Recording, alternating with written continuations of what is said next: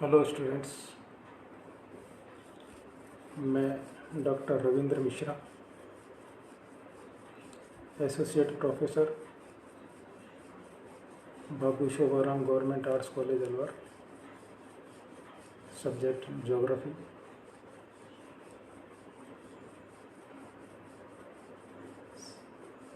आज BA part second section R और T को मानव भूगोल का सामान्य परिचय, ये मानव भूगोल की परिभाषा के बारे में बता रहा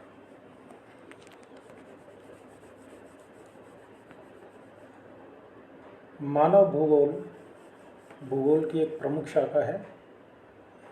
इसके अंतर्गत मानव की उत्पत्ति से लेकर वर्तमान समय तक उसके पर्यावरण के साथ संबंधों का अध्ययन किया जाता है। मानव भूगोल की एक अत्यंत लोकप्रिय परिभाषा है मानव एवं उसका प्राकृतिक पर्यावरण के साथ समायोजन का अध्ययन। मानव भूगोल में पृथ्वी तल पर मानवीय तथ्यों के स्थानिक वितरण अर्थात विभिन्न प्रदेशों के मानव वर्गों द्वारा किए गए वातावरण समायोजनों और स्थानिक संगठनों का अध्ययन किया जाता है। मानव भूगोल में मानव वर्गों और उसके वातावरणों की शक्तियों, प्रभावों, प्रतिक्रियाओं के पारस्परिक कार्यात्मक संबंधों का अध्ययन प्रादेशिक आधार पर किया जाता है।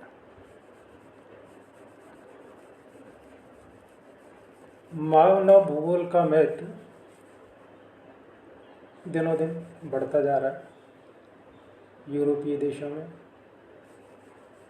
पूर्ववर्ती सोवियत संघ, संयुक्त राज्य अमेरिका तथा भारत के विश्वविद्यालयों में इसके अध्ययन में अधिक रुचि ली जा रही है।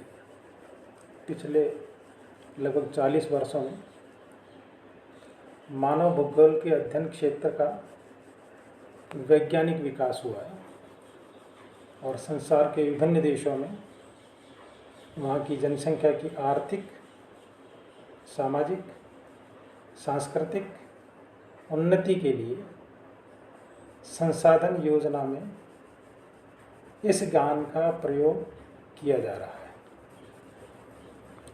है। रेड जेल के अनुसार मानव भूगोल के दृश्य सर्वत्र पर्यावरण से संबंधित होता है, जो कि सम भौतिक दशाओं का एक योग होता है।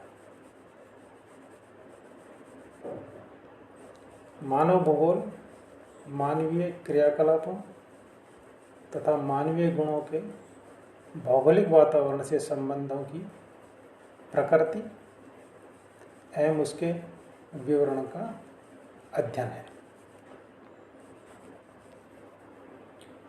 रेड जेल की शिष्या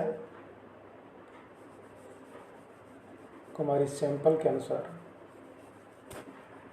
मानव भूगोल चंचल मानव और अस्थायी धरती के पारस्परिक परिवर्तनशील संबंधों का अध्ययन है।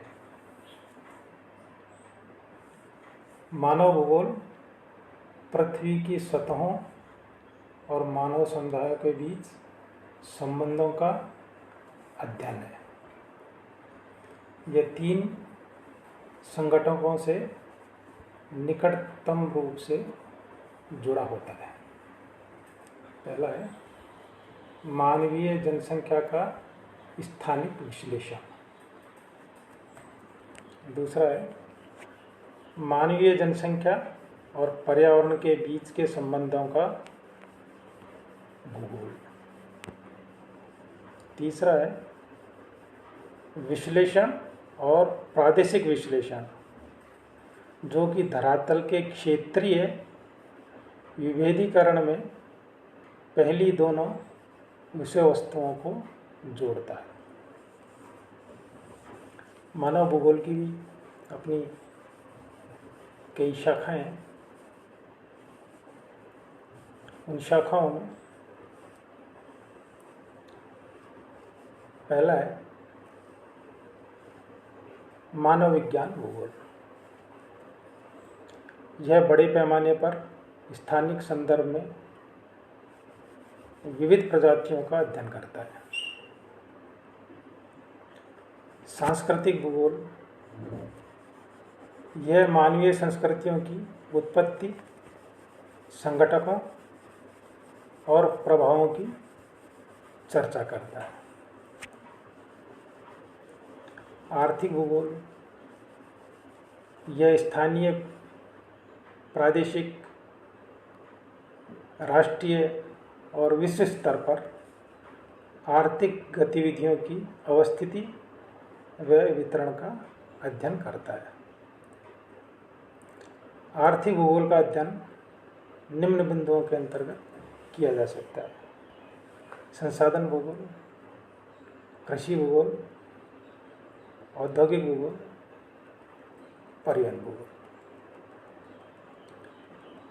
अगली जो है राजनीतिक भूगोल। यह स्थानिक संदर्भ में राजनीतिक परिघटनाओं का अध्ययन करता है। इसका मुख्य उद्देश्य राजनीतिक व प्रशासनिक प्रदेशों के उद्भव व रूपांतरण की व्याख्या करना है। ऐतिहासिक भूगोल, भौगोलिक घटनाओं का स्थानिक व कालिक अध्ययन ऐतिहासिक भूगोल के अंतर्गत किया जाता है। सामाजिक भूगोल, यह स्थान की सामाजिक घटनाओं का विश्लेषण करता है। निर्धनता, स्वास्थ्य, शिक्षा, जीवन यापन इसके मुख्य क्षेत्र हैं। जनसंख्या भूगोल, यह जनसंख्या के विविध पक्षों जैसे जनसंख्या का वितरण, घनत्व, संगठन, प्रजनन, प्रवास आदि का अध्ययन करता है।